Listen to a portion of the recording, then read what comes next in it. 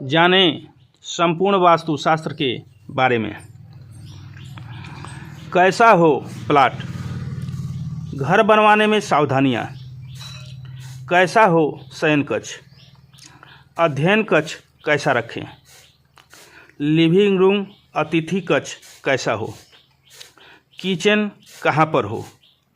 Bathroom toilet की वास्तु अनुकूल जगह। सीढ़ियाँ कहाँ बनवाएं। छोटी छोटी सावधानियों के बारे में जानें। कैसा हो प्लाट, वास्तु भूमि का चयन और मिट्टी का स्वरूप। वास्तु के प्राचीन शास्त्रों में उल्लेख किया गया है कि निर्माण के लिए भूमि का चयन करते समय मिट्टी के स्वरूप की परख अवश्य ही की जाए। अन्य पहलुओं के साथ साथ वह भी महत्वपूर्ण कारक है।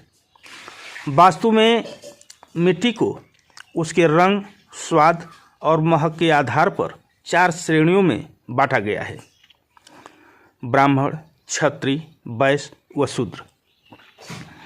जो मिट्टी श्वेत, थोड़ी लाल, भीनी भीनी महक वाली और उपजाऊ होती है वह आवास तथा व्यवसायिक कार्यों के लिए बहुत शुभ होती है।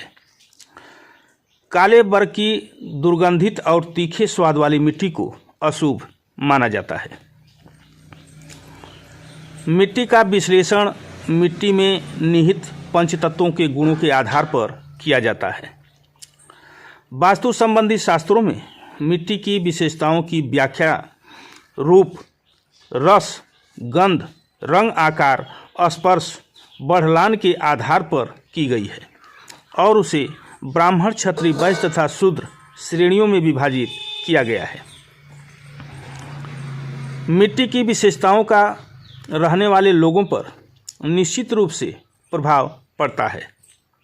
वास्तुशास्त्र के अनुसार अलग अलग श्रेणी की मिट्टी विभिन्न वर्ग और श्रेणी के निवासियों के लिए उपयुक्त होती है। उदाहरण के लिए ब्राह्मणी भूमि बुद्धिजीवियों, वैज्ञानिकों व धार्मिक नेताओं के लिए अच्छी मानी जाती है। इसका रंग श्वेत होता है, महक अच्छी होती है और स्वाद मीठा होता है। प्राचीन समय में देखा गया था कि अलग अलग प्रकार की मिट्टी की जैविक संरचना और विशेषताएं अलग अलग तरह के लोगों के लिए अनुकूल सिद्ध होती है और प्रभामंडल को और प्रभावी बनाती है। मिट्टी की विशेषताओं और वहां रहने वाले लोगों के गुणों में परस्पर संबंध होता है। इनके सही मेल से वांछित लाभ अर्जित किया जा सकता है। ध्यान रखें कि यह वर्गीकरण जाति के आधार पर नहीं किया गया है, बल्कि व्यवसाय, कार्य के स्वरूप व मूल प्रवृत्ति के आधार पर किया गया है। प्राकृतिक आपदाओं जैसे भूचाल, चक्रवात आदि की विनाशक शक्ति को झेलने में कोई भवन कितना सक्षम है, यह इस बात पर निर्भर करता है कि भवन का मूल आधार अर्थात मिट्टी कितनी उपयुक्त व सुदृढ़ है। हमारे मनुष्यों ने भवन की सुदृढ़ता और स्थायित्व के लिए भूखंड की मिट्टी की गुणवत्ता, शुभता और अनुकूलताएं, नींव, स्थापना और भूखंड के सही आकार की महत्ता पर बल दिया था। वास्तुशास्त्र के अनुसार निर्माण उसी भूमि पर करना चाहिए जिस भूमि की मिट्टी में घनत्व अधिक हो। आधुनिक समय में भी मिट्टी के अधिक घनत्व वाली भूमि को अच्छा माना जाता है और मिट्टी की सुदृढ़ता व उपयुक्तता की परख करने के लिए जांच की जाती है। यकीनन हमारे पूर्वजों को भवन निर्माण संबंधी सभी पहलुओं का ज्ञान था। उन्हें न केवल वास्तुकला के सिद्धांतों का ज्ञान था, बल्कि मनुष्य में और उसके चारों ओर व्याप्त सूक्ष्म ब्रह्मांडीय ऊर्जा का भी पता था। वास्तु में मिट्टी की शक्ति को परखने के लिए उसकी जांच करने की बात कही गई है, क्योंकि मिट्टी को ही भवन का पूरा भार वहन करना पड़ता है और प्राकृतिक शक्तियों और प्राकृतिक आपदाओं का सामना करना पड़ता है।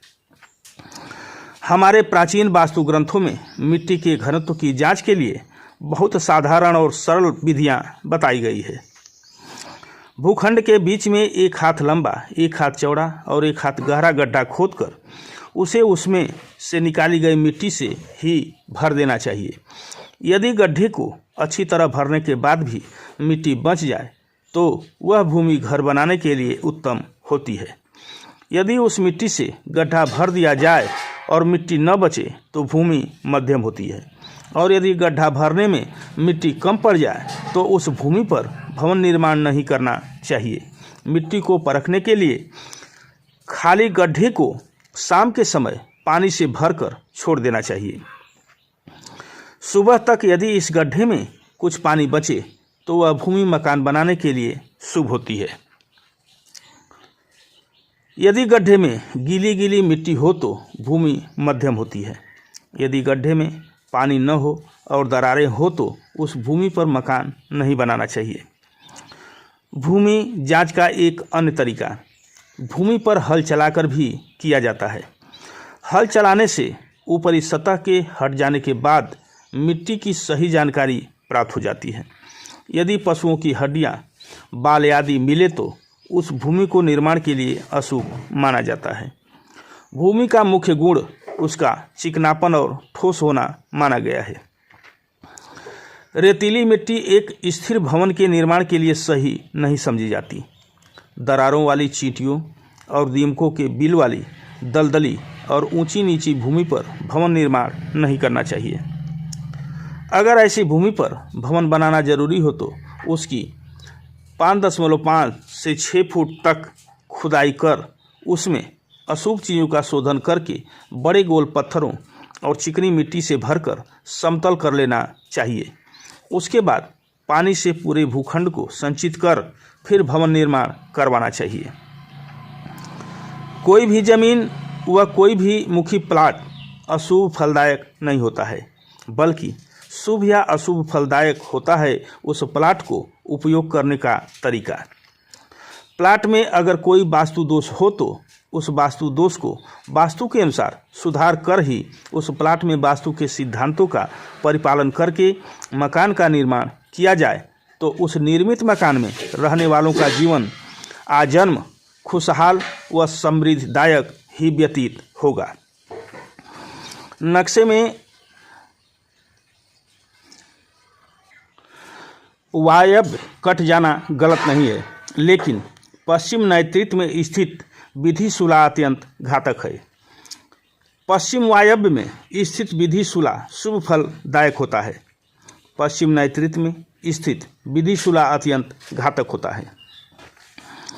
नैऋत्य कट जाना गलत नहीं है और पश्चिम वायव्य में स्थित विधिशूला शुभ फलदायक है। आग्नेय कट जाना गलत नहीं है, ईशान कट जाना सर्वनाशकारी होता है। आग्नेय कट जाना गलत नहीं है, लेकिन ईशान कट जाना सर्वनाशकारी है। नैऋत्य कट जाना गलत नहीं है, वायव्य कट जाना गलत नहीं है। नैऋत्य कट जाना गलत नहीं है, वायव्य कट जाना गलत नहीं है। ईशान कट जाना सर्वनाशकारी एवं पूर्व आग्नेय में स्थित विधिशूला दुष्परिणामदायक होता है। पूर्व ईशान में स्थित विधिशूला अत्यंत शुभ एवं सौभाग्यदायक होता है। पूर्व आग्नेय में स्थित विधिशूला दुष्परिणामदायक होता है। आग्नेय कट जाना गलत नहीं है और पूर्व ईशान में स्थित विधिशूला अत्यंत शुभ एवं सौभाग्यदायक होता है। वास्तु में दिशा प्लाट के आकार, प्रकार आदि से जुड़ी कुछ मूलभूत बातें हैं जो प्लाट खरीदते वक्त आपके लिए उपयोगी हो सकती है। वास्तु के सिद्धांतों को ध्यान में रखकर यदि किसी ज़मीन का क्रय किया जाए तो वह आपके निवास या व्यवसाय के लिए उपयोगी व लाभदायक सिद्ध होगी। हमेशा बड़ा व चौड़ा प्लाट खरीदें, क्योंकि सकरा व लंबा प्लाट आपके लिए भविष्य में परेशानी का कारण बन सकता है। तिकोना प्लाट भवन निर्माण के लिए अनुपयुक्त माना जाता है। प्लाट की लंबाई उत्तर दक्षिण दिशा की बजाय पूरब पश्चिम दिशा में अधिक होना शुभ माना जाता है। प्लाट या बिल्डिंग में भारी सामान दक्षिण पश्चिम दिशा के कोने में रखा जाना चाहिए। बड़ा प्लाट समृद्धि का सूचक होता है, बशर्ते उसमें सीवरेज या क्रैक नहीं होना चाहिए। बिल्डिंग या फैक्ट्री का निर्माण करते समय दक्षिण या उत्तर दिशा की ओर अधिक खाली स्थान छोड़ना अच्छा नहीं माना जाता है। प्लाट का आकार आयताकार या चौकोर होना वास्तु में अच्छा माना जाता है। घर बनवाने में सावधानियां। दिशा का महत्व। वास्तुशास्त्र में दिशा का बड़ा महत्व है, क्योंकि पृथ्वी पर मुख्य ऊर्जा केवल सूर्य है। सूर्य की गति के कारण घर की ऊर्जा बदलती रहती है। इसी सिद्धांत पर आग्नेय कोण की कल्पना की गई है। इसके लिए घर का दक्षिण पूर्व कोना उपयुक्त माना गया है। आग्नेय कोण पर घर की रसोई बनाने से घर फायदा मिलता है। उत्तर पूर्व दिशा को ईशान कहते हैं, अतः पूजा घर इसी कोण में होना चाहिए। अन्य रचनात्मक कार्य जैसे लेखन आदि भी इस कोण में किए जाएं तो निश्चित रूप से ज़्यादा फायदा मिलता है। घर में ऊर्जा का प्रवेश मुख्य दरवाजे से होता है।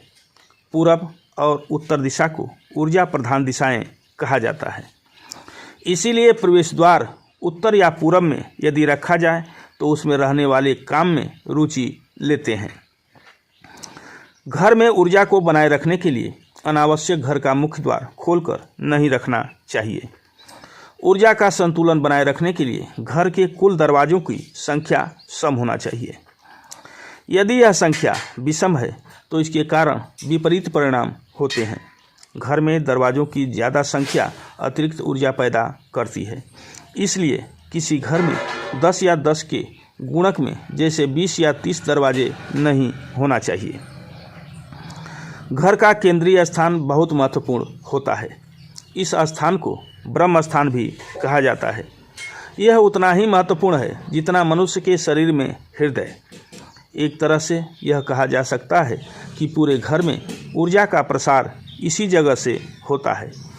इस जगह को हमेशा साफ रखना चाहिए। किसी भी तरह का बेकार या पुराना सामान यहाँ नहीं होना चाहिए। यहाँ पूजा घर भी बनाया जा सकता है। यदि संभव हो तो इस जगह एक तुलसी का पौधा लगाने से भी बेहतर परिणाम मिलते हैं। इस जगह रोशनी और हवा ठीक प्रकार से आती हो, इसका ध्यान रखना चाहिए। घर में हमेशा एकता कायम रखने के लिए परिवार के सभी सदस्यों को दिन में कभी भी एक बार इस जगह बैठकर बातचीत करना चाहिए। नैऋत्य कोण में घर का टॉयलेट, बेडरूम या स्टोर रूम बनाना चाहिए। यह घर का दक्षिणी पश्चिमी क्षेत्र होता है। घर का वजनी सामान भी यहाँ रखा जा सकता है, लेकिन बेकार सामान यहाँ नहीं रखना चाहिए। इस कोण में घर का मेन गेट नहीं बनाना चाहिए। वास्तु विज्ञान का स्पष्ट अर्थ है चारों दिशाओं से मिलने वाली ऊर्जा तरंगों का संतुलन। यदि ये तरंगें संतुलित रूप से आपको प्राप्त हो रही हैं तो घर में स्वास्थ्य व शांति बनी रहेगी। अतः ढेरों वर्जनाओं में बंधने की बजाय दिशाओं को संतुलित करें तो लाभ मिल सकता है। निम्न निर्देशों का ध्यान रखें।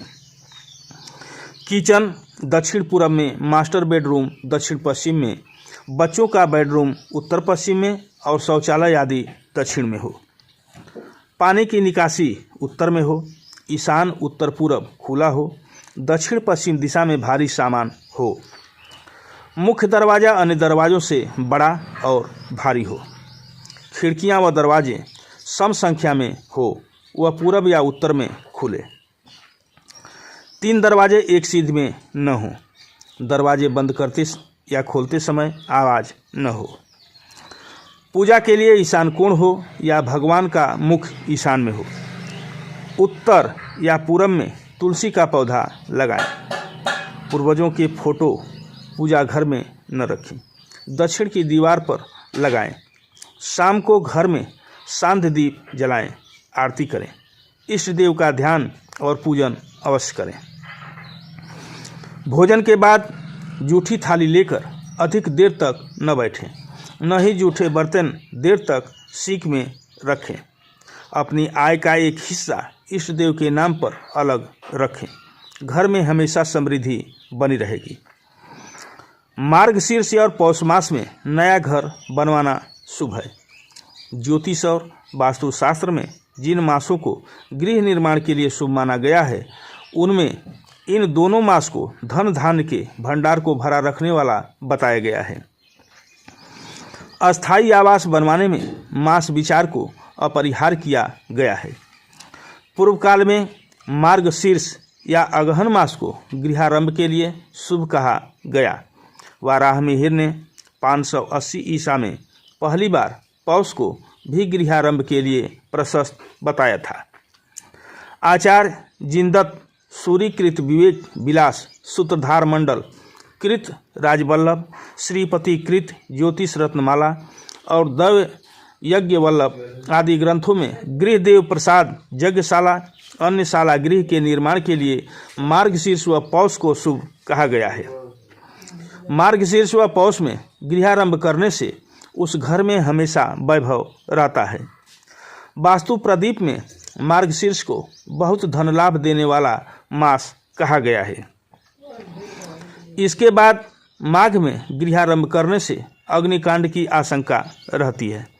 लोक मान्यताओं के चलते कतिपय क्षेत्रों में धनु या मलमास को टाला जाता है, किंतु शास्त्रों में इसका विशेष निषेध है।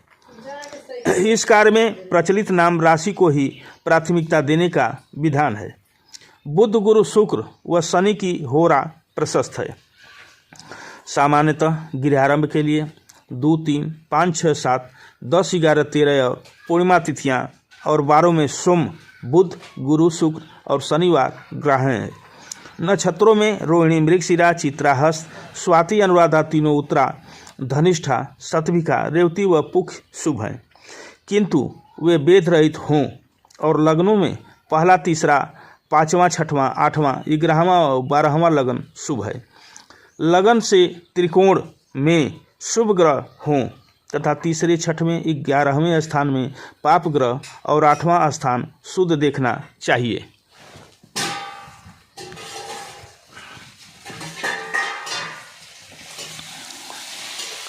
देवालय के आसपास नहीं हो घर।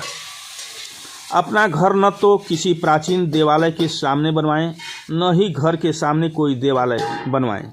यह भयंकर दोषकारी है। वास्तुशास्त्र में इसे वेद कहा गया है, जिसे हर हाल में टालना चाहिए। यदि जिद के साथ ऐसा निर्माण किया जाता है तो संतान को पीड़ा, नेत्र बाधा, अपस्मार अंग विकृति जैसी परेशानियां हो सकती हैं। घर सुख साधना का केंद्र है। इहलोक और परलोक की सिद्धि में घर बड़ी मदद करता है। भविष्य पुराण में कहा गया है कि अपने घर में किए गए हवन यज्ञ अनुष्ठानों का फल निश्चित ही गृहपति को मिलता है। ऐसे में घर का निरापद होना जरूरी है। इसके लिए सर्वप्रथम उसे देव वेद से बचाना चाहिए। वेद वास्तु प्रभाकर, निर्दोष वास्तु और वास्तु उद्धार धोरणी जैसे ग्रंथों में जिन 19 प्रकार के वेदों का उल्लेख है, देव वेद उनमें प्रमुख है। मत्स्य पुराण में भी वेद को हर हाल में टालकर वास्तु निर्माण का निर्देश है। जो लोग पुराने देवालय के सामने घर या व्यापारिक प्रतिष्ठान बनवाते हैं, वे धन तो पाते हैं, किंतु शारीरिक आपदाओं से घिर जाते हैं। यदि शिवालय के सामने घर बना हो तो मृत्यु तुल्य पीड़ा होती है। जिनालय के सामने बना हो तो घर शून्य रहेगा या वैभव से बैराग हो जाएगा। भैरव, कार्तिकेय, बलदेव और देवी मंदिर के सामने घर बनाया गया तो क्रोध और कलह की आशंका रहेगी, जबकि विष्णु मंदिर के सामने घर बनाने पर घर परिवार को अज्ञात बीमारियां घेरे रहती हैं। इसी तरह मंदिर की जमीन या अन्य किसी हिस्से पर कब्जा नहीं करना चाहिए। मंदिर के किसी टूटे पत्थर को भी चिनाई के कार्य में नहीं लेना चाहिए। यह भी कहा गया है कि देवालय वेद से वंश नहीं बढ़ता है। व्यक्ति तनाव और अवसाद का शिकार हो जाता है। उसे पक्षाघात, अंग विकृति, नेत्र ज्योति में बाधा भी हो सकती है। इसका कोई कारगर उपाय भी नहीं है, लेकिन द्वार बदलकर थोड़ी राहत पाई जा सकती है। किंतु यह परिवर्तन बहुत सावधानी से होना चाहिए। प्राचीन काल में ऐसा दोष होने पर मंदिर की दूरी के बराबर बड़ा द्वार या पोल बनाकर नई बस्ती को बसाया जाता था। पानी पर आवास नहीं हो। भविष्य पुराण में जिक्र है कि जल के स्थान पर कभी आवास नहीं होना चाहिए। हाँ, विहार स्थल हो सकता है, किंतु जल पुलिया पर आवास नहीं होना चाहिए। देवालय नीचे हो और अपना आवास उससे ऊंचा हो, ऐसा भी नहीं होना चाहिए। किसी देवता का मुख अपने घर की ओर भी नहीं होना चाहिए। यदि घर में भी ऐसा हो तो पूजा के बाद पर्दा ढक दिया जाना चाहिए। मुख्य द्वार। घर का मुख्य द्वार किस दिशा में हो, यह भी चिंता का विषय रहता है।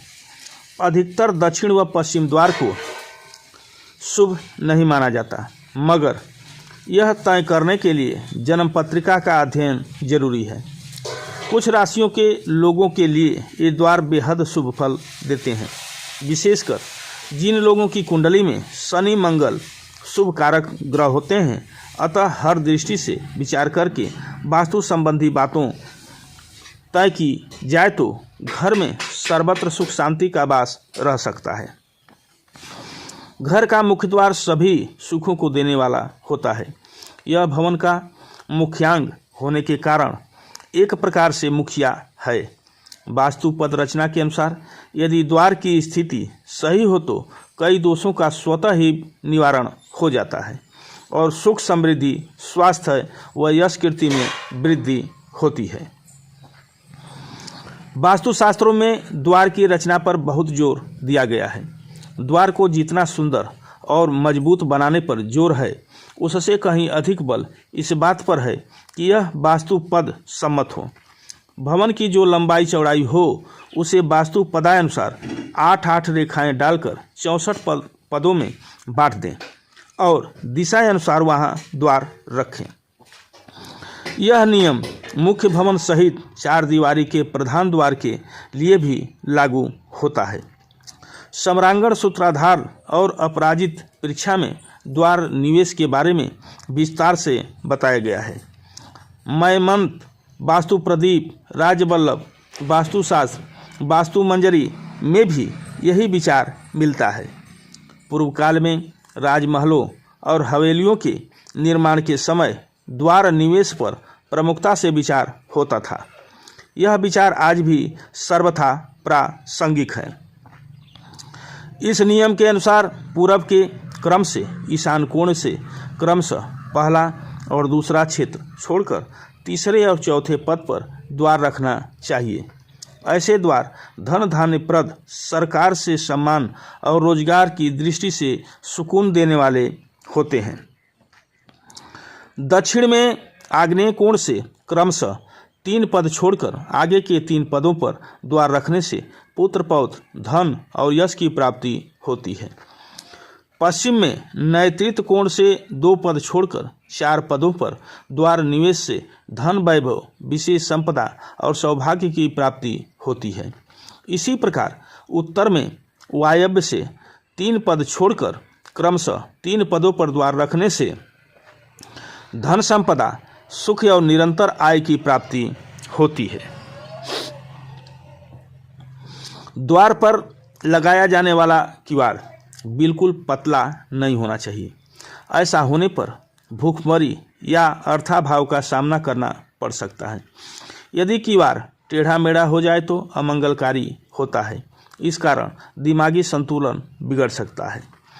यदि किवाड़ में जोड़ गड़बड़ हो तो भवन मालिक कई कष्ट झेलता है।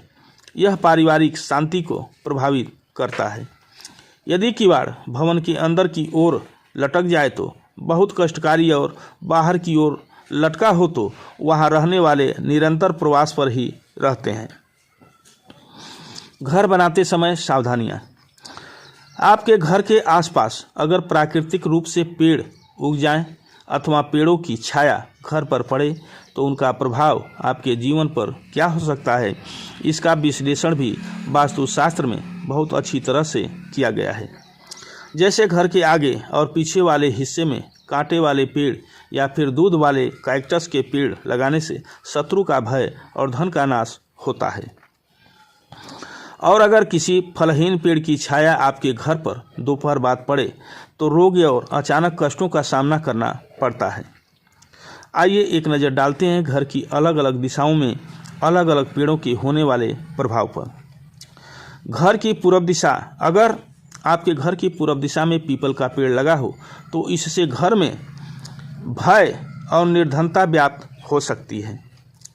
घर के पूर्व दिशा में बरगद का पेड़ सभी मनोकामना पूरी करता है। घर के अग्निकोण में अनार का पेड़ शुभ फल देता है, लेकिन इस दिशा में बट, पीपल, पाकड़ और गुल्लर का पेड़ अगर हो तो पीड़ादायक और मृत्युतुल्य कष्ट देता है। घर की दक्षिण दिशा में पाकड़ और कांटेदार पेड़ होने से घर में रोग पनपते हैं और मुकदमे में हार होती है। घर की दक्षिण दिशा में गुल्लर का पेड़ शुभ फलदायक होता है। वहीं घर की पिछवाड़े या दक्षिण की ओर फलदार वृक्ष शुभ होते हैं। पश्चिम दिशा, घर की पश्चिम दिशा में आम और बट वृक्ष होने से सरकारी मुकदमे, घर की औरतों को तकलीफ, बच्चों को तकलीफ और चोरों द्वारा धन नाश का भय होता है। घर की उत्तरी दिशा, घर के उत्तर दिशा में गुल्लर और नींबू का पेड़ आँखों की बीमारी देता है और पूरब और उत्तर दिशा में फलदार पेड़ लगाने से संतान पीड़ा या बुद्धि का नाश होता है। तुलसी का पौधा हमेशा घर के पूरब या उत्तर दिशा की ओर ही लगाना चाहिए। घर के दक्षिण में तुलसी कठोर यातना और कारागार का भय देती है। फर्नीचर के लिए लकड़ी, हमें घर का निर्माण करते समय किस प्रकार की लकड़ी घर के फर्नीचर आदि में लगानी चाहिए, इसका उल्लेख आचार्य वराह मिहिर ने अपनी पुस्तक वराही संहिता में किया है। उन्होंने लिखा है कि शमशान के आसपास लगे पेड़, मेन रोड के आसपास लगे पेड़, देव मंदिर में लगे वृक्ष, दीमक या बिजली गिरने से कटे हुए पेड़, आंधी से उखड़े हुए वृक्ष और साधु संतों के आश्रम में लगे हुए पेड़ काटकर कभी भी घर का फर्नीचर, दरवाजे और खिड़कियां आदि नहीं बनाने चाहिए।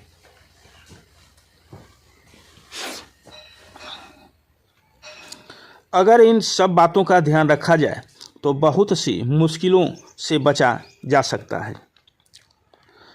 नवविवाहित दंपत्ति के लिए कक्ष, नवविवाहित के लिए वायव्य कोण में शयन कक्ष का चयन सर्वोत्तम है।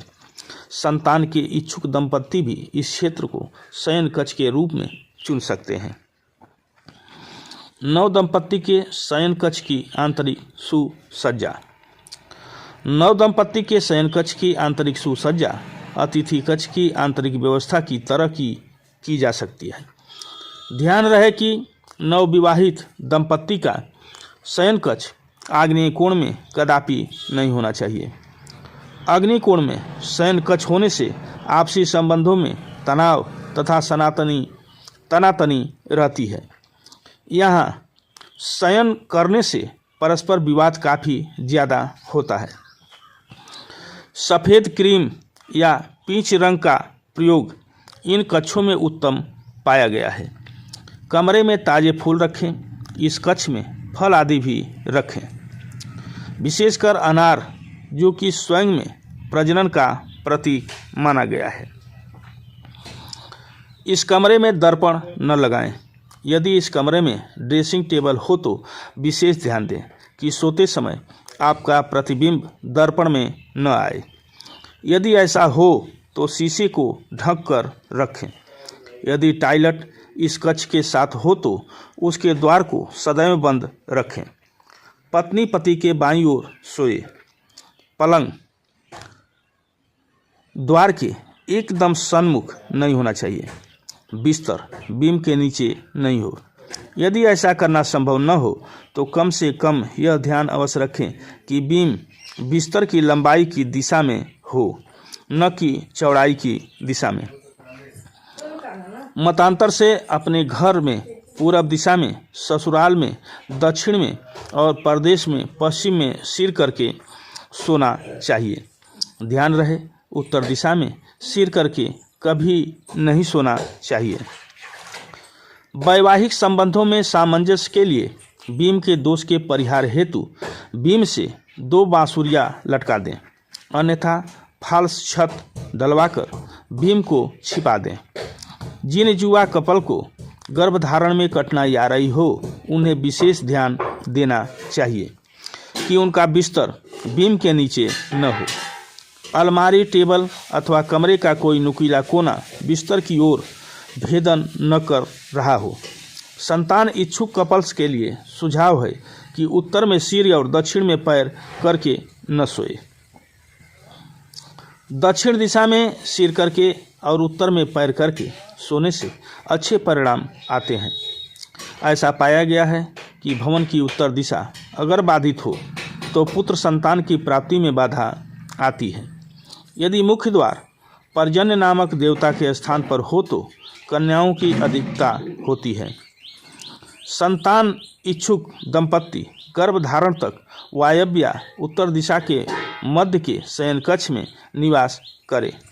गर्भधारण के पश्चात उन्हें दक्षिण दिशा के शयन कक्ष में स्थानांतरण कर देना चाहिए। प्रसव काल तक गर्भ की सुरक्षा की दृष्टि से दक्षिण दिशा या नैतिक कोण का शयन कक्ष अधिक सुरक्षित है। जिन दंपत्ति में वैवाहिक मतभेद हो रहे हों, उन्हें चाहिए कि वे अपने डबल बेड पर इकहरा गद्दा बिछाएं। 2 अथवा अधिक गद्दों के टुकड़े बिछाने से पति पत्नी में आपस में कटुता पैदा होती है। अगर 2 गद्दे हों तो इन्हें आपस में सिला भी जा सकता है, जिससे ऐसा प्रतीत हो कि यह एक ही है। बिस्तर के ऊपर लंबाई में पड़ा हुआ बीम वैवाहिक रिश्तों में तनाव लाता है। बांस की 2 बांसुरियां आपस में एक दूसरे को काटती हुई और नीचे कर लटकाने से बीम के दोष का परिहार हो जाता है। ऐसी वस्तुएं, पेंटिंग, तस्वीर अथवा फोटोग्राफ जिससे वैवाहिक जीवन के आनंदमय क्षणों की याद आती रहे, उन्हें नैतिक कोण में लगाने से आपस में कटुता में कमी आती है। सौहार्दपूर्ण जीवन के लिए 7 छड़ी वाली रूपहली घंटी दक्षिण दिशा में खिड़की में लटकाएं। फेंग सुई के अनुसार हंसों का जोड़ा शयन कक्ष में रखने से आपस में प्रेम और विश्वास में वृद्धि होती है। यह किसी भी प्रकार के जैसे कांच, मिट्टी अथवा सिरेमिक के बने हो सकते हैं। इन्हें शयन कक्ष के नैतिक कोण में रखना उत्तम है। कमरे के भीतर अंधेरा अथवा कम रोशनी नहीं होनी चाहिए। दिन के समय खिड़कियां खोल दें और पर्दे हटा देने चाहिए, जिससे अधिक से अधिक ताज़ी हवा और प्राकृतिक प्रकाश कक्ष में प्रवेश करता रहे। रात्रि के समय कमरे में पर्याप्त रोशनी की व्यवस्था रखें। रोशनी को कम अथवा अधिक करने के लिए नियंत्रक लगा सकते हैं। कमरे में बेकार का सामान न भरें। इस कमरे को सुंदर और सुरुचिपूर्ण ढंग से सजाएं, जिससे यह आकर्षक और स्वागतमय प्रतीत हो। नैतिक कोण क्षेत्र शक्ति का प्रतीक है, परंतु साथ ही प्यार, भाग्य, रोमांस और पारिवारिक खुशियों को नियंत्रक भी है। पवन घंटियों को क्रिस्टल के साथ नैतिक कोण में लटकाने से आपस में प्यार और विश्वास बढ़ता है। अंततः इस कक्ष में मंदिर अथवा पूजा स्थल न बनाएं। दाम्पत्य सुख में वास्तु की उपयोगिता। आज के भौतिक संसार में मनुष्य अध्यात्म को छोड़कर भौतिक सुखों के पीछे भाग रहा है। समय के अभाव ने उसे रिश्तों के प्रति उदासीन बना दिया है, किंतु आज भी मनुष्य अपने घर में संसार के सारे सुखों को भोगना चाहता है। इसके लिए हमें वैवाहिक जीवन को वास्तु से जोड़ना होगा। वास्तव में हम ऐसा क्यों करें कि पति पत्नी के बीच अहंकार की जगह प्रेम, प्रतियोगिता के स्थान पर सानिध्य मिले। यद्यपि गृहस्थ जीवन में या व्यवहारिक जीवन में कोई भी छोटा सा कारण एक बड़े कारण में परिवर्तित हो जाता है, चाहे वह आर्थिक हो या घर के अन्य सदस्यों को लेकर हो। इसका सीधा प्रभाव पति पत्नी के आपसी संबंधों पर पड़ता है। इसलिए घर का वातावरण ऐसा होना चाहिए कि ऋणात्मक शक्तियाँ कम तथा सकारात्मक शक्तियाँ अधिक क्रियाशील हों। यह सब वास्तु के द्वारा ही संभव हो सकता है। घर के ईशान कोण का बहुत ही महत्व है। यदि पति पत्नी साथ बैठकर पूजा करें तो उनका आपस का अहंकार खत्म होकर संबंधों में मधुरता बढ़ेगी। गृह लक्ष्मी द्वारा संध्या के समय तुलसी में दीपक जलाने से नकारात्मक शक्तियों को कम किया जा सकता है। घर के हर कमरे के ईशान कोण को साफ रखें। विशेषकर शयन कक्ष के पति पत्नी में आपस में वैमनस्यता का एक कारण सही दिशा में शयन कक्ष का ना होना भी है। अगर दक्षिण पश्चिम दिशाओं में स्थित कोने में बने कमरों में आपकी आवास व्यवस्था नहीं है तो प्रेम संबंध अच्छे के बजाय कर्ता भरे हो जाते हैं। शयन कक्ष के लिए दक्षिण दिशा निर्धारित करने का कारण यह है कि इस दिशा का स्वामी यम, शक्ति एवं विश्रामदायक है। घर में आराम से सोने के लिए दक्षिण एवं नैतिक कोण उपयुक्त है। शयन कक्ष में पति पत्नी का सामान्य फोटो होने के बजाय हंसता हुआ हो, जो वास्तु के अनुसार उचित रहता है। घर के अंदर उत्तर पूर्व दिशाओं के कोने के कक्ष में अगर शौचालय है तो पति पत्नी का जीवन बड़ा अशांत रहता है। आर्थिक संकट व संतान सुख में कमी आती है। इसलिए शौचालय हटा देना ही उचित है। अगर हटाना संभव न हो तो शीशे के एक बर्तन में समुद्री नमक रखें। यह अगर सील जाए तो बदल दें। अगर यह संभव न हो तो मिट्टी के एक बर्तन में सीधा नमक डालकर रखें। घर के अंदर यदि रसोई सही दिशा में नहीं है तो ऐसी अवस्था में पति पत्नी के विचार कभी नहीं मिलेंगे। रिश्तों में कड़वाहट दिनों दिन बढ़ेगी। कारण अग्नि का कहीं और जलना। रसोई घर की सही दिशा है। आग्नेय कोण अगर आग्नेय दिशा में संभव नहीं है तो अन्य वैकल्पिक दिशाएं हैं। आग्नेय एवं दक्षिण के बीच, आग्नेय एवं पूरब के बीच, वायव्य एवं उत्तर के बीच। अतः यदि हम अपने वैवाहिक जीवन को सुखद एवं समृद्ध बनाना चाहते हैं और अपेक्षा करते हैं कि जीवन के सुंदर स्वप्न को साकार कर सकें, इसके लिए पूरब निष्ठा एवं श्रद्धा से वास्तु के उपायों को अपनाकर अपने जीवन में खुशहाली लाएं।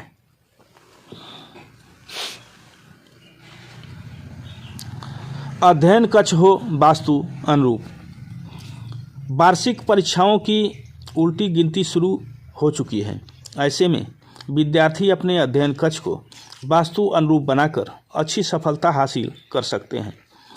वास्तु नियम सकारात्मक ऊर्जा का संचार करते हैं और पढ़ाई में रुचि को बढ़ावा देते हैं।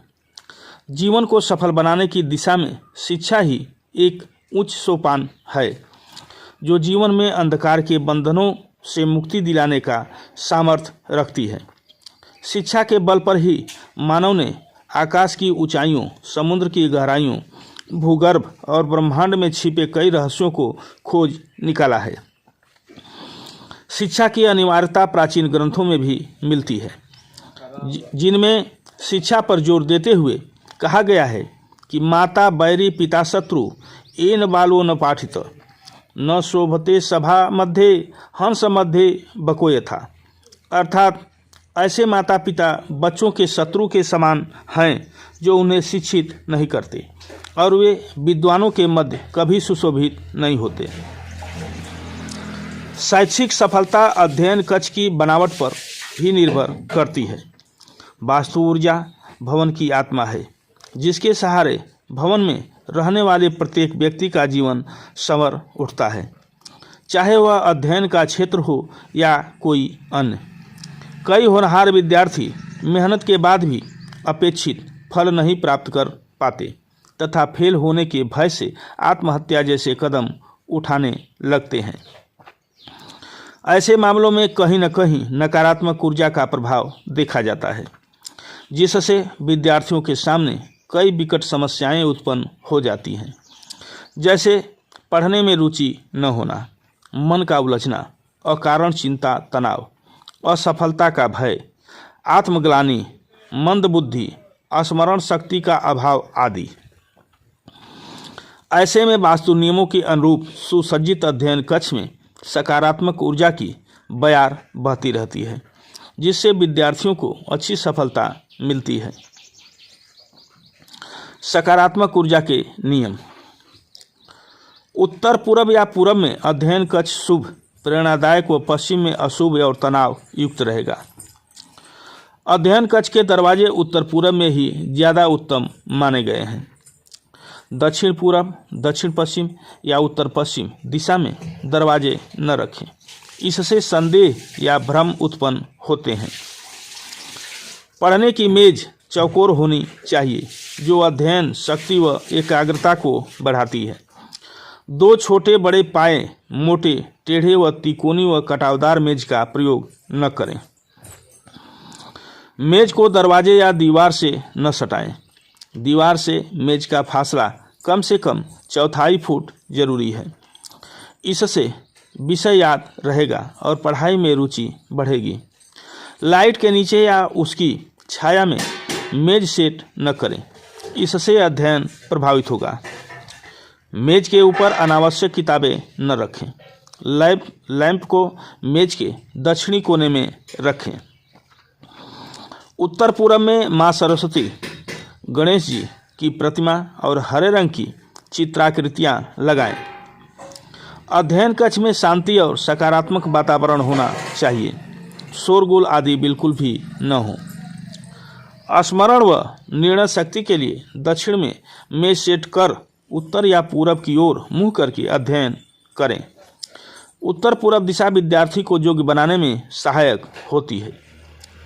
ट्यूशन के दौरान विद्यार्थी का मुंह पूरब दिशा में हो, इससे आपसी तालमेल व रुचि बनी रहेगी। अध्ययन कक्ष में भारी किताबें, फाइलें और सोफे को दक्षिण या पश्चिम में रखें।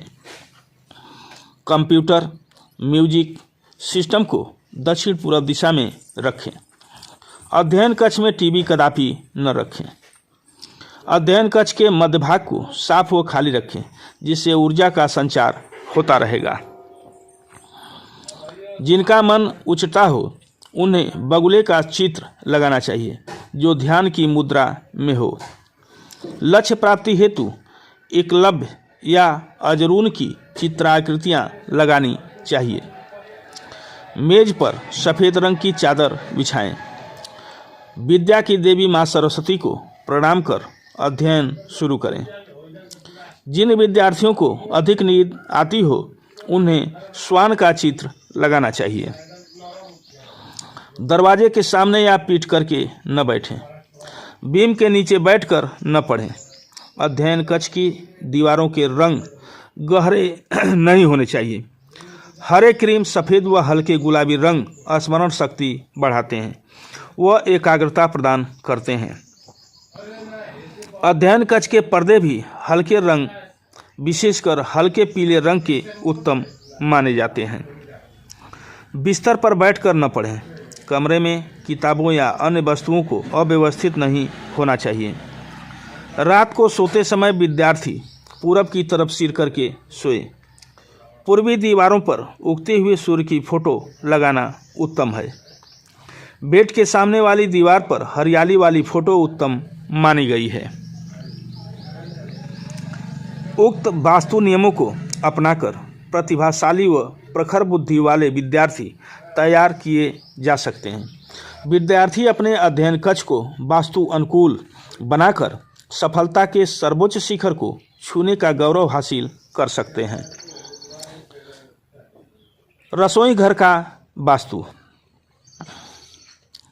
रसोई को घर के आग्नेय कोण यानी पूरब दक्षिण में बनाना चाहिए, क्योंकि इसे ही अग्नि का स्थान माना गया है। यहाँ रसोई होने से अग्निदेव नित्य प्रदीप्त रहते हैं और घर का संतुलन बना रहता है। किंतु इससे यह भी देखा गया है कि अक्सर दिन में 3 या उससे अधिक बार भोजन बनता है, यानी खर्च बना ही रहता है। ऐसे में एकदम अग्निकोण को छोड़कर पूरब की ओर रसोई बनाएं। यदि पूरब की रसोई बनी हुई हो तो चूल्हे को थोड़ा पूरब की ओर खिसका दें। चूल्हा इस तरह लगाएं कि सिलेंडर भी उसके एकदम नीचे रहे, क्योंकि रसोई तैयार करते समय मुख्य स्थिति पूरब में रहनी चाहिए। यह भी ध्यान रखें कि यदि रसोई के दक्षिण में एग्जॉस्ट फैन हो तो व्यय की संभावना रहती है। ऐसे में पूरब की दीवार पर एग्जॉस्ट फैन लगाना चाहिए।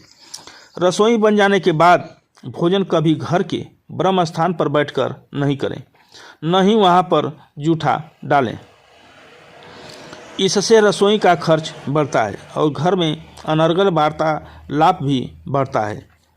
भोजन कभी वायव्य कोण में बैठकर या खड़े खड़े भी नहीं करें, इससे अधिक खाने की आदत हो जाती है। इसी तरह नैतिक कोण में बैठकर भोजन नहीं करें, यह राक्षस कोना है और इससे पेटू हो जाने की आशंका रहती है। रसोई घर के लिए जरूरी टिप्स। रसोई घर में अन्नपूर्णा या लक्ष्मी जी का चित्र लगाना चाहिए और रसोई बनाने से पूर्व चित्र पर अगरबत्ती लगानी चाहिए। भोजन बनाकर खाने से पूर्व एकाध कौर आग की ज्वाला में अर्पित कर दें। भोजन करने के बाद एक कौर हर हाल में टिफिन में बचाकर रखें। अपने हाथों से एक रोटी गाय को अवश्य दें। यदि द्वार पर श्वान बैठता हो तो उसे भी रोटी से संतुष्ट करें। यदि भोजन की सामग्री रसोई घर में ही रखी जाती हो तो उसे हटा दें और दक्षिण दिशा में रखने का प्रबंध करें। रसोई को व्यवस्थित रूप से तैयार करें और कम समय के लिए ही एग्जॉस्ट फैन चलाएं। वास्तु अनुसार कहाँ हो बाथरूम? उत्तर पूरब में रखें पानी का बहाव। बाथरूम उत्तर या उत्तर पश्चिम दिशा में होना चाहिए। बाथरूम दक्षिण पूरब एवं दक्षिण पश्चिम दिशा में नहीं होना चाहिए। दक्षिण दिशा का बाथरूम घर की महिलाओं के स्वास्थ्य पर बुरा असर डालता है। टॉयलेट पश्चिम या उत्तर पश्चिम दिशा में होना चाहिए। घर के बीचों बीच पूरब एवं उत्तर पूरब दिशा में कदापि टॉयलेट न दें। कंबाइंड टॉयलेट और बाथरूम घर के उत्तर पश्चिम में रह सकता है। टॉयलेट की सीट इस तरह से हो कि व्यक्ति का चेहरा उत्तर या पूरब की ओर हो। गीजर बाथरूम के दक्षिण पूरब में रखें। नल एवं शावर उत्तर में, मिरर पूरब दिशा या उत्तर दिशा में रखें। बाथ टब पूरब पश्चिम या उत्तर पूरब में होना चाहिए। वॉश बेसिन पूरब उत्तर या उत्तर पूरब में होना चाहिए। बाथरूम का दरवाज़ा दक्षिण पश्चिम में न दें, यह उत्तर या पूरब में होना चाहिए। बाथरूम का कलर लाइट शेड में रखें। गहरे रंगों जैसे काले, लाल, हरे का प्रयोग न करें।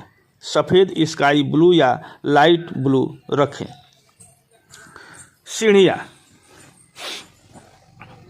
सीढ़ियाँ भारी होती हैं, अतः घर के निगेटिव कोनों में होनी चाहिए। दक्षिण या पश्चिम, उत्तर या पूरब कोनों में सीढ़ी होने से हानिकर परिणाम मिलेंगे। सीढ़ी घर के बीचों बीच तथा उत्तर पूरब कोने में भी नहीं होनी चाहिए। सीढ़ियाँ हमेशा पूरब से पश्चिम अथवा उत्तर से दक्षिण की ओर ऊपर जानी चाहिए। कैसी होनी चाहिए सीढ़ियाँ? अंदरूनी सीढ़ियाँ घर के दक्षिण या पश्चिम में हो। बाहरी सीढ़ियाँ अगर पूरब में हो तो पूरब दिशा में दक्षिण पूरब में हों। बाहरी सीढ़ियाँ अगर उत्तर में हो तो उत्तर दिशा के उत्तर पश्चिम में हों। बाहरी सीढ़ियाँ अगर पश्चिम या दक्षिण में हो तो उस दिशा के दक्षिण पश्चिम में हों। सीढ़ियाँ हमेशा पूरब से पश्चिम अथवा उत्तर से दक्षिण की ओर ऊपर जानी चाहिए। मुड़ते वक्त किधर भी मुड़ सकती है। सीढ़ियों की संख्या विषम होनी चाहिए। कभी भी इनकी संख्या 0 से ख़त्म नहीं होनी चाहिए। सीढ़ियों की संख्या ऐसी विषम होनी चाहिए कि जब भी 3 से डिवाइड किया जाए तो 2 ही बचना चाहिए। सीढ़ियों का रंग कभी भी लाल या काला न हो, लाइट रंग ही चुनें। किन चीज़ों का ख्याल रखें? घर के बीचों बीच या उत्तर पूर्व कोने में सीढ़ियाँ होने से धन हानि होती है। गोल सीढ़ियाँ बीमारी को बुलाती हैं। किचन, पूजा या कोई और रूम सीढ़ियों के नीचे न बनाएं। हाँ, स्टोरेज जरूर बनवा सकते हैं। ऊपर और बेसमेंट में जाने के लिए कॉमन सीढ़ी न हो। अच्छे चित्र देते हैं उन्नति की ऊर्जा। चित्र वास्तु हमारे जीवन में चित्रों का बड़ा महत्व है। पूर्व काल में घर की दीवारों पर फ्रेस्को पेंटिंग की जाती थी। हाथ से बनाए गए चित्रों और मंडनों को चिपकाया जाता था। मांगलिक शुभ कार्यों में देव चित्रों को प्रधानता से प्रयोग में लाया जाता था। विवाह, यज्ञोपवीत, तीर्थाटन से वापसी जैसे प्रसंगों पर चित्रकारों को नियुक्त कर चित्रांकन कराया जाता था। ये चित्र घर में मंगल मांगल्य की सृष्टि करते थे। चित्रों के प्रसंग में यह हमेशा ध्यान रखना चाहिए कि किसी भी तरह से विकृत चित्र अथवा रंगविहीन रेखा चित्र को कभी दीवार पर नहीं लगाएं। वास्तु ग्रंथों में मय, मतम, समरांगण, सूत्रधार, मानसार आदि में चित्रों के संबंधों में कई निर्देश दिए गए हैं।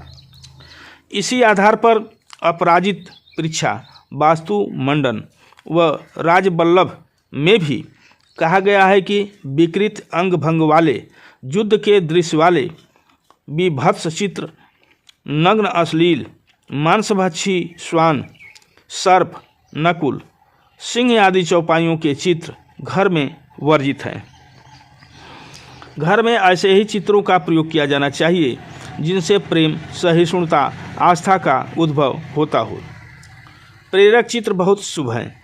ऐसे धार्मिक चित्रों में युद्ध दृश्य विहीन श्री कृष्ण द्वारा अर्जुन को गीतोपदेश, रासमंडल, ध्यानस्थ शिव, सौम्य रूप में विष्णु व किसी देव स्थान का छायाचित्र भी शुभ है। प्राकृति दर्शन करवाने वाले हरियाली, झरनों व पानी के दृश्य भी शुभ हैं। यदि परिवार के पूर्वजों की तस्वीर लगानी हो तो उसे घर में ऐसे स्थान पर लगाएं जहां से पूरे घर पर निगाह पड़ती हो। नरसिंह पुराण में देवताओं के पटचित्र के पूजन और दर्शन से इष्ट सिद्धि करने का उल्लेख है। वैसे घर की दीवारों पर अधिक चित्र नहीं लगाने चाहिए। चित्र कब लगाएं? अश्विनी, पुख, हस्त, अभिजित, मृगशिरा, चित्रा, अनुराधा नक्षत्र और बुधवार, गुरुवार व शुक्रवार के साथ साथ द्वितीया, पंचमी, सप्तमी, दशमी एवं पूर्णिमा तिथियां चित्रकला और चित्रों के संयोजन के लिए शुभ है। यदि देवी देवताओं के चित्र लगाना हो तो इन देवताओं के वार, तिथि भी ग्रहण की जा सकती है, किंतु इसके लिए पूर्वाहन का समय शुभ है। कहाँ कैसे चित्र हो? दुकान, बैठी हुई लक्ष्मी का चित्र जिसके गज सूर्ण से जलाभिषेक करते हों। श्री यंत्र और आसनस्थ लेखक गणेश। बड़े व्यावसायिक प्रतिष्ठान, संसार का नक्शा, कोई झरना, गीतोपदेश और तैरती मछलियाँ। अध्ययन कक्ष व शिक्षा संस्था, उपदेश करते ऋषियों व महापुरुषों के आवक्ष चित्र, सुलेख वाले अक्षर, ब्राह्मी, शारदा व देवनागरी लिपि के प्रदक्षिण अर्थात पूरब से दक्षिण की ओर लिखे सदवाक्य।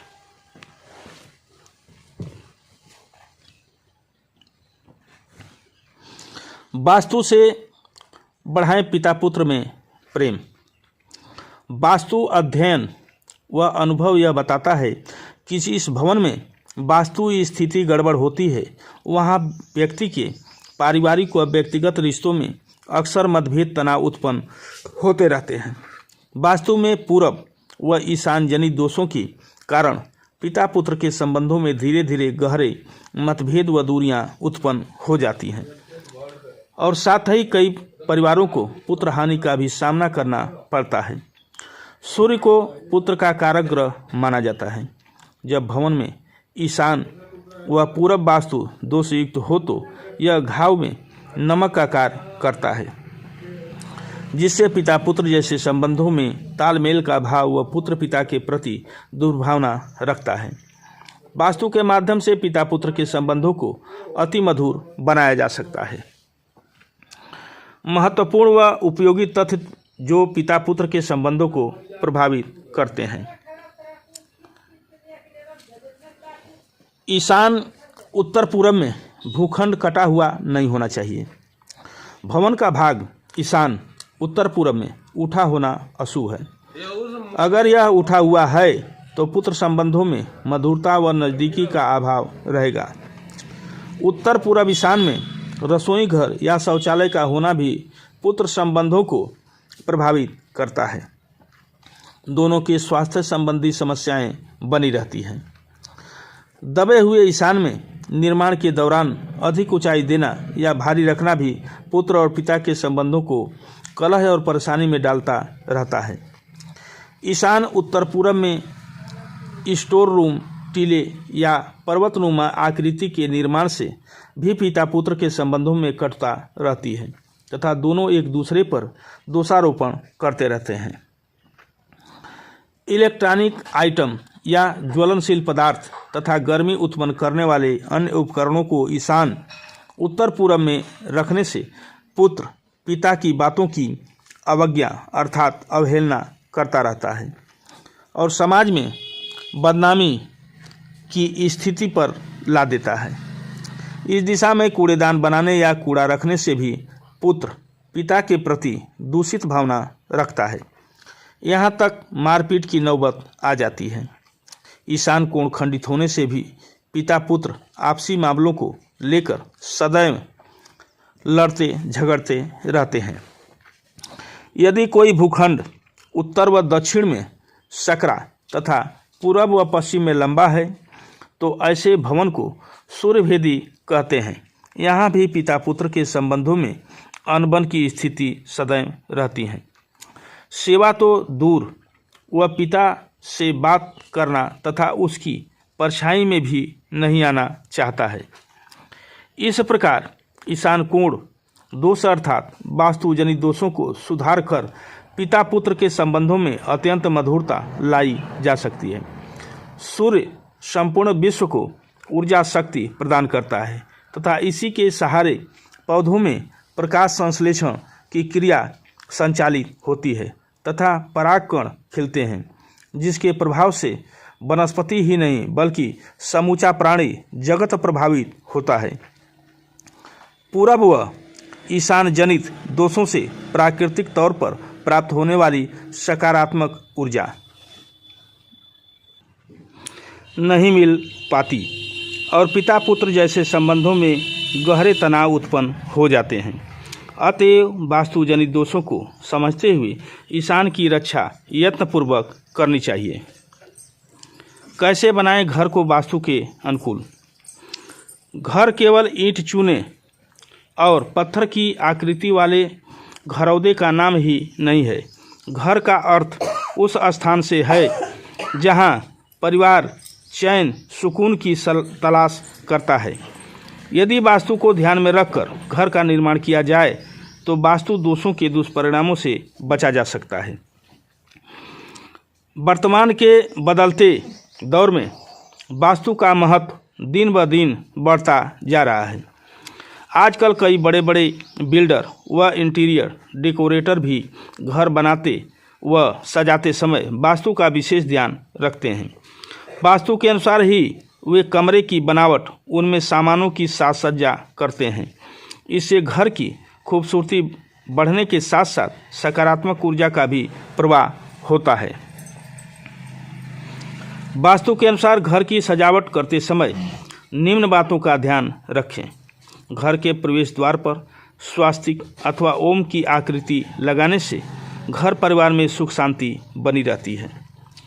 जिस भूखंड या मकान पर मंदिर की पीठ पड़ती है वहाँ रहने वाले दिन ब दिन आर्थिक व शारीरिक परेशानियों से घिरते रहते हैं। समृद्धि की प्राप्ति के लिए नॉर्थ ईस्ट दिशा में पानी का कलश अवश्य रखना चाहिए।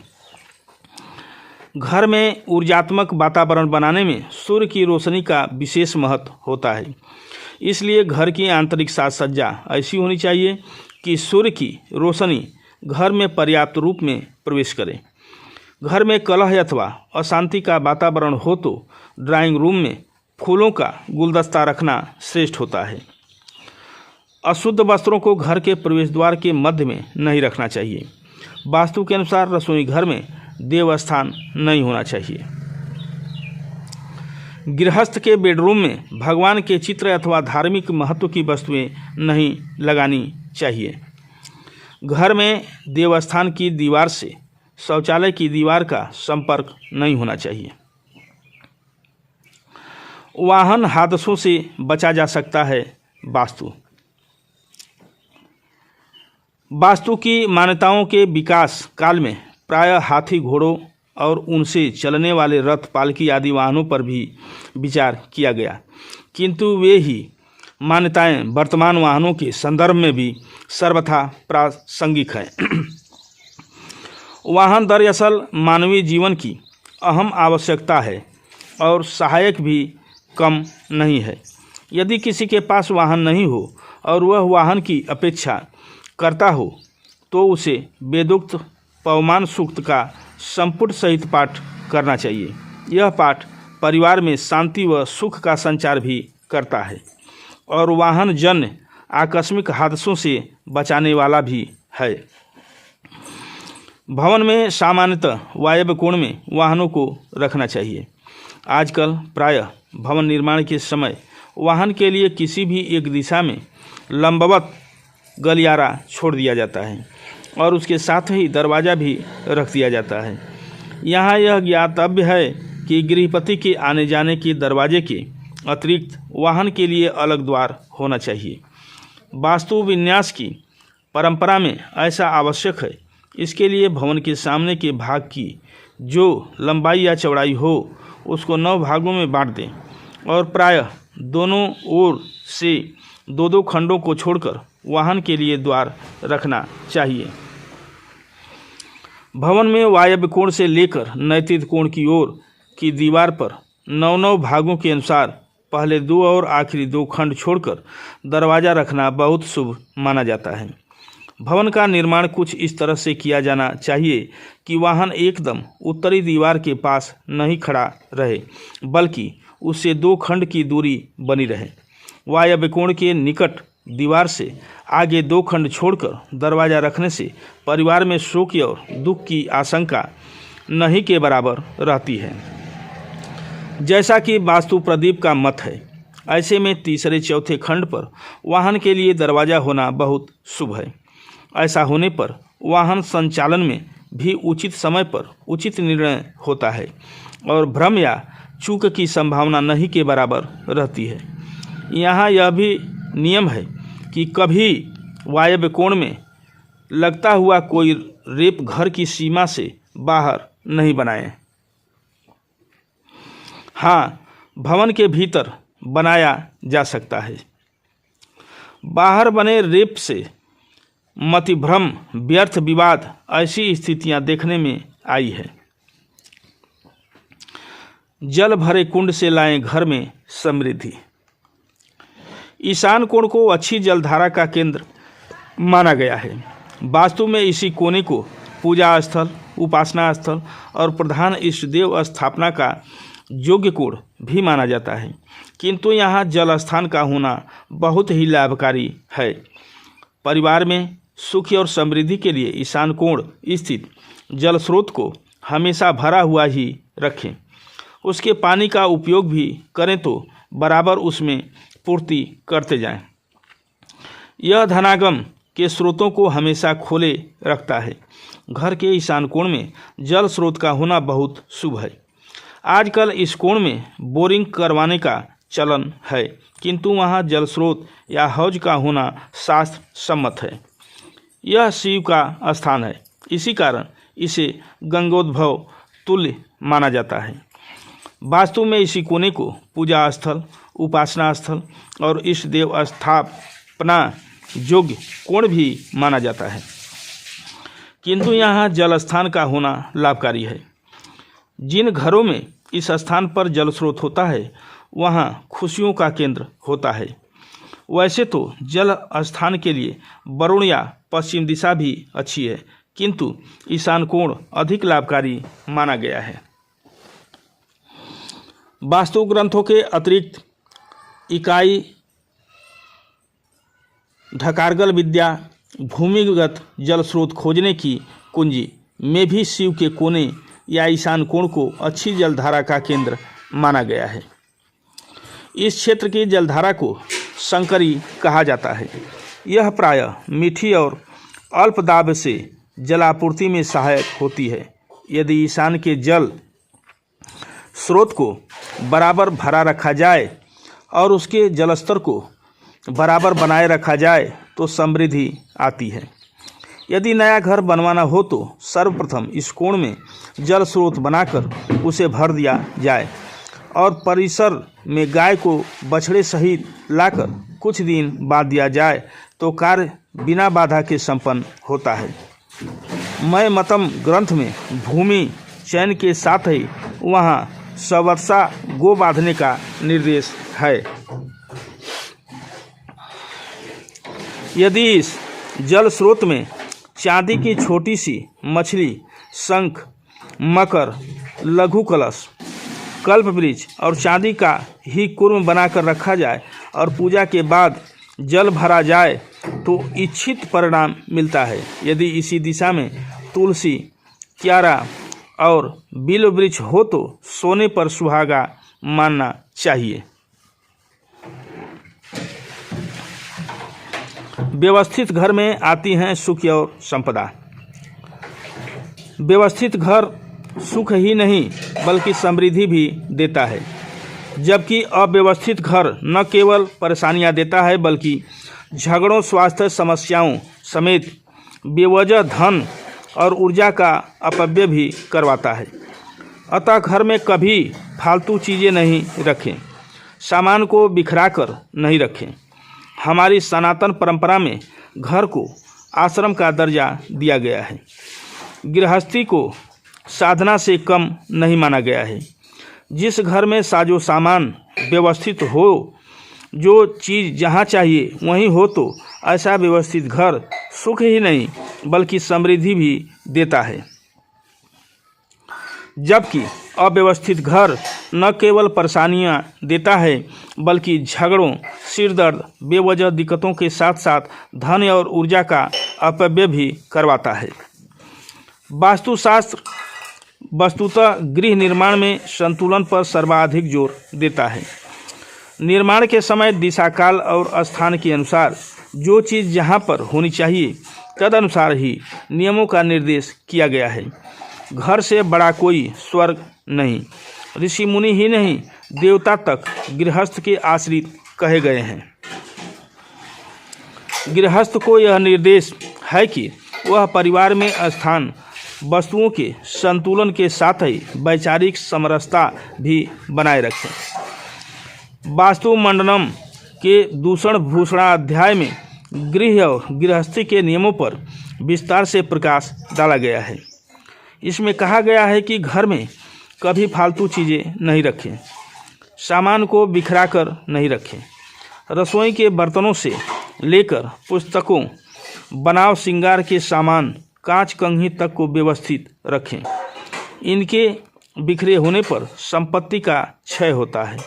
जिस घर में महिलाओं के केस उड़ते रहते हैं वहाँ मर्यादा का उल्लंघन होता है और लक्ष्मी रुष्ट हो जाती हैं।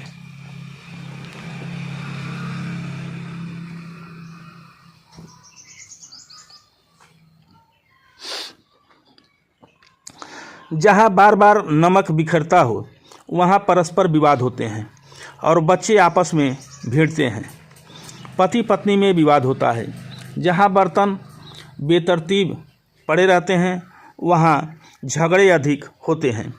जिस घर में नियमित बिल छिद्रों का भरण नहीं होता और चूहे चींटियाँ निकलते हों उस घर में संपदा का क्षरण होता है और बच्चों पर संकट आता है। यदि घर की सुंदरता पर ध्यान दिया जाए तो लक्ष्मी को मनाया जा सकता है। इस कार्य में महिलाओं की भागीदारी की बात महाभारत के अनुसार पर्व में भी आई है। प्रकीर्ण भंडाम मनवेच कारिणी सदा च भतरु प्रतिकूल वादिनी। फेंग शुई में भी ऐसी अव्यवस्थाओं को नकारात्मक ऊर्जा बढ़ाने वाली कहा गया है। साथ ही सकारात्मक विचारों के लिए घर को नियमित और पूरी तरह व्यवस्थित करने पर जोर दिया जाता है। मूलतः यह विचार भारतीय आदर्श से प्रेरित है। इसलिए हमारे यहाँ पर्व त्योहार आदि के आगमन के मद्देनज़र सर्वप्रथम घर की साज संभाल करने का विचार निहित है।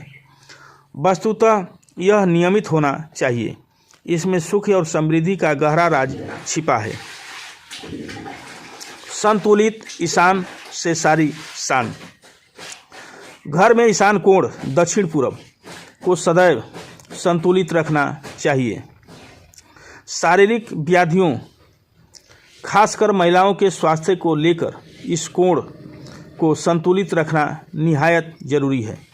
इस कोने में जल स्थान, देवस्थान और अध्ययन के अतिरिक्त अन्य कोई गतिविधि नहीं होनी चाहिए।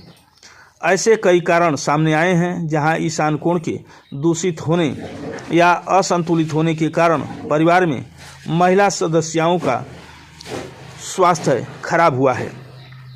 उनके एक से अधिक ऑपरेशन, नित्य व्याधियां रहने और मरण या मरण तुल्य कष्ट की नौबत तक आई है। वास्तु ग्रंथों में ईशान कोण को बहुत महत्व दिया गया है। सभ्य क्रम यानी परिक्रमा पथ की शुरुआत ईशान से ही होती है।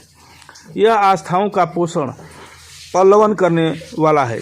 यह निर्देश है कि ईशान कोण का बढ़ा होना परिवार में न केवल स्वास्थ्य संपदा को बनाए रखता है बल्कि नई पीढ़ी में संस्कारों के बीजारोपण और आस्थाओं को बलवान करता है। पूर्व में प्लाट का झुकाव ईशान से ही शुरू होता है जो आग्नेय कोण तक रहता है और आग्नेय से नैऋत्य कोण तक उठाव ठीक रहता है। जिन घरों में ईशान कोण कटा हुआ या कम होता है वहां दैविक आपदाएं देखी गई हैं। नास्तिक विचारों के पोषण में भी इस कोण का नहीं होना सहायक रहता है और इसी कारण परिजनों के विचारों में तालमेल का अभाव रहता है। पति पत्नी ही नहीं, पिता पुत्र के विचार भी मेल नहीं खाते। न पिता पुत्र की इच्छाओं की पूर्ति कर पाता है और न ही पुत्र पिता के कहने पर चलता है। ऐसे परिवारों में पत्नी हमेशा सुख और सुकून की खोज में ही रहती है जबकि उस पर कार्य का दबाव सर्वाधिक रहता है। क्या करें संतुलन के लिए? ईशान कोण को संतुलित रखने के लिए यह ध्यान रखा जाना चाहिए कि वह कटा हुआ नहीं हो। हाँ, बाहर निकला हुआ हो तो लाभकारी होगा। एकदम ईशान में द्वार नहीं हो। ईशान से आग्नेय कोण तक प्लाट की जो लंबाई हो उसमें 8 या 9 का भाग दें और ईशान से 2 हिस्से छोड़कर आवाजाही के लिए द्वार रखना चाहिए। वास्तु ग्रंथों में इसे जयंत का पद कहा गया है। यह समृद्धि का द्वार होता है। यदि यहाँ द्वार रखकर आना जाना किया जाए तो परिवार में आय के नए व अस्थायी स्रोत खुलेंगे और न केवल घर में बल्कि मित्रों व्यवसाय स्थल पर भी विश्वास का वातावरण बनेगा। हाँ, यहाँ पर वाहन को खड़ा नहीं करें बल्कि तुलसी, अश्वगंधा, मरुआ की पौध लगा दें। ईशान में फुलवाड़ी हो तो विचारों में उथल पुथल बनी रहती है। ईशान कोण में जल स्रोत इस तरह बनाएं कि यदि नैऋत्य से ईशान तक रेखा खींची जाए तो जल स्रोत विभाजित नहीं होता दिखे, यानी थोड़ा दूर हो। घर की नाली या नाला ईशान में नहीं रखें। वहाँ से अंदर जल आता हो तो शुभ है। इसी कोण में अपने इष्ट देव का पूजा स्थल बनाएं। तथा वहाँ गंगा जल से भरा पात्र, शंख आदि भी रखकर उसे जल से पूर्ण रखना चाहिए और पूजा के बाद शंखोदक को अपने ऊपर छिड़कना चाहिए। ईशान में दीपक को अखंड नहीं, पूजा के समय या कुछ बाद तक ही रहे, ऐसा प्रबंध करना चाहिए। ईशान में 24 घंटे दीपक कई बार सिर दर्द का कारण सिद्ध होता है।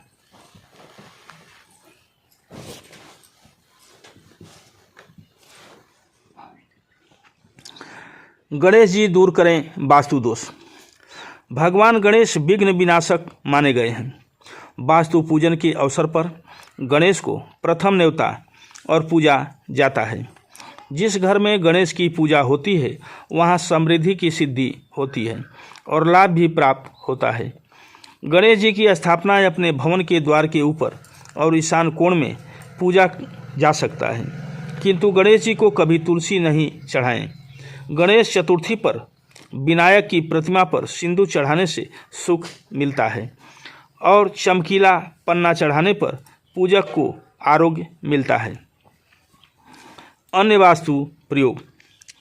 यदि भवन में द्वार भेद हो तो वहाँ रहने वालों में उच्चटन होता है। भवन के द्वार के सामने वृक्ष, मंदिर, स्तंभ आदि के होने पर द्वार भेद माना जाता है। ऐसे में भवन के मुख्य द्वार पर गणेश जी की बैठी हुई प्रतिमा लगानी चाहिए, किंतु उसका आकार 11 अंगुल से अधिक नहीं होनी चाहिए। जिस रविवार को पुख्य नक्षत्र पड़े तब श्वेतार्क या सफ़ेद मंदार की जड़ के गणेश की स्थापना करनी चाहिए। इसे सर्वार्थ सिद्धिदायक कहा गया है। इससे पूर्व ही गणेश को अपने यहाँ रिद्धि सिद्धि सहित पदार्पण के लिए निमंत्रण दे आना चाहिए और दूसरे दिन रवि पुख योग में लाकर घर के ईशान कोण में स्थापना करनी चाहिए। घर में पूजा के लिए गणेश जी की शयन या बैठी मुद्रा में हो तो अधिक उपयोगी होती है। यदि कला या अन्य शिक्षा के प्रयोजन से पूजन करना हो तो नृत्य गणेश की प्रतिमा या तस्वीर का पूजन लाभकारी है। संयोग से यदि श्वेतार्क की जड़ मिल जाए तो रवि पुख योग में प्रतिमा बनवाएं और पूजन कर अपने यहाँ लाकर विराजित करें। गणेश की प्रतिमा का मुख नैतृत्य मुखी हो तो इष्ट लाभ देती है। वायव्य मुखी होने पर संपदा का क्षरण, ईशान मुखी हो तो ध्यान भंग और आग्नेय मुखी होने पर आहार का संकट खड़ा कर सकती है। पूजा के लिए गणेश जी की एक ही प्रतिमा हो। गणेश प्रतिमा के पास अन्य कोई गणेश प्रतिमा नहीं रखें। गणेश को रोजाना दुर्वा दल अर्पित करने से इष्ट लाभ की प्राप्ति होती है। दुर्वा चढ़ाकर समृद्धि की कामना से ओम गंग गणपति नमः का पाठ लाभकारी माना जाता है। वैसे भी गणपति विघ्न विनाशक तो माने ही गए हैं। वास्तु दोषों का निवारण करती है गाय। जिस प्लाट पर भवन घर का निर्माण करना हो, यदि वहां पर बछड़े वाली गाय को लाकर बांधा जाए तो वहां संभावित वास्तु दोषों का स्वतः निवारण हो जाता है। कार्य निर्विघ्न पूरा होता है और समापन तक आर्थिक बाधाएं नहीं आती। गाय के प्रति भारतीय आस्था को अभिव्यक्त करने की आवश्यकता नहीं है। गो सेवा को एक कर्तव्य के रूप में माना गया है। पशु रूप में गाय सृष्टि मातृका कही जाती हैं। गाय के रूप में पृथ्वी की करुण पुकार और विष्णु से अवतार के लिए निवेदन के प्रसंग बहुत प्रसिद्ध हैं। सम्रांगण सूत्रधार जैसा प्रसिद्ध बृहद वास्तु ग्रंथ गो रूप में पृथ्वी के समान संवाद से ही आरंभ होता है। वास्तु ग्रंथ मयमतम में कहा गया है कि भवन निर्माण का शुभारंभ करने से पूर्व उस भूमि पर ऐसी गाय को लाकर बांधना चाहिए जो सबत्सा या बछड़े वाली हो। नवजात बछड़े को जब गाय दुलार कर चाटती है तो उसका फेन भूमि पर गिरकर उसे पवित्र बनाता है और वहाँ होने वाले समस्त दोषों का निवारण हो जाता है। यही मान्यता वास्तु प्रदीप, अपराजित परीक्षा आदि में भी आई है। महाभारत के अनुशासन पर्व में कहा गया है, कि गाय जहाँ बैठकर निर्भयतापूर्वक सांस लेती है, उस स्थान के सारे पापों को खींच लेती है। निविष्टम गोकुलम यत्र श्वासम मंचुति निर्भयम विराजयति तम देशम पापम चास्याप कुर्सति। यह भी कहा है कि जिस घर में गाय की सेवा हो वहाँ पुत्र पौत्र धन विद्या सुख आदि जो भी चाहिए मिल सकता है। यही मान्यता अत्रि संहिता में भी आई है। अत्रि ने तो यह भी कहा है कि जिस घर में सवत्सा धेनु नहीं हो उसका मंगल मांगल्य कैसे होगा। गाय का घर में पालन करना बहुत लाभकारी है। ऐसे घरों में सर्व बाधाओं और विघ्नों का निवारण हो जाता है। बच्चों में भय नहीं रहता। विष्णु पुराण में कहा गया है कि जब श्री कृष्ण पूतना के दुग्धपान से डर गए तो नंद दंपत्ति ने गाय की पूंछ घुमाकर उनकी नज़र उतारी और भय का निवारण किया। सवर्षा गाय के शकुन लेकर जाने से कार्य सिद्ध होता है। पद्म पुराण और कर्म पुराण में कहा गया है कि कभी गाय को लांघकर नहीं जाना चाहिए। किसी भी साक्षात्कार उच्च अधिकारी से भेंट आदि के लिए जाते समय गाय के रंभाने की ध्वनि कान में पड़ना शुभ है। संतान लाभ के लिए घर में गाय की सेवा अच्छा उपाय कहा गया है। शिव पुराण व स्कंद पुराण में कहा गया है कि गो सेवा और गोदान से यम का भय नहीं रहता। गाय के पांव की धूलि का भी अपना महत्व है। यह पाप विनाशक है, ऐसा गरुड़ पुराण और पद्म पुराण का मत है।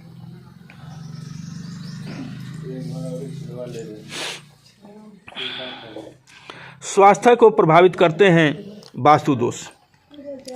आजकल छोटे या बड़े भवनों की बनावट पहले के भवनों की तुलना में सुंदर व भव्य जरूर हो गई है, लेकिन आर्किटेक्ट मकानों को सुंदरता प्रदान करने के लिए अनियमित आकार को महत्व देने लगे हैं। इस कारण मकान बनाते समय जाने अनजाने वास्तु सिद्धांतों की अवहेलना हो रही है। महिला हो या पुरुष, उनकी हर प्रकार की बीमारी में वास्तु दोष की अपनी भूमिका रहती है। वास्तु दोष के कारण घर में सकारात्मक और नकारात्मक ऊर्जा के बीच असंतुलन की स्थिति पैदा हो जाती है। इस कारण वहां रहने वालों के शारीरिक व मानसिक रोगी बनने की आशंका होती है।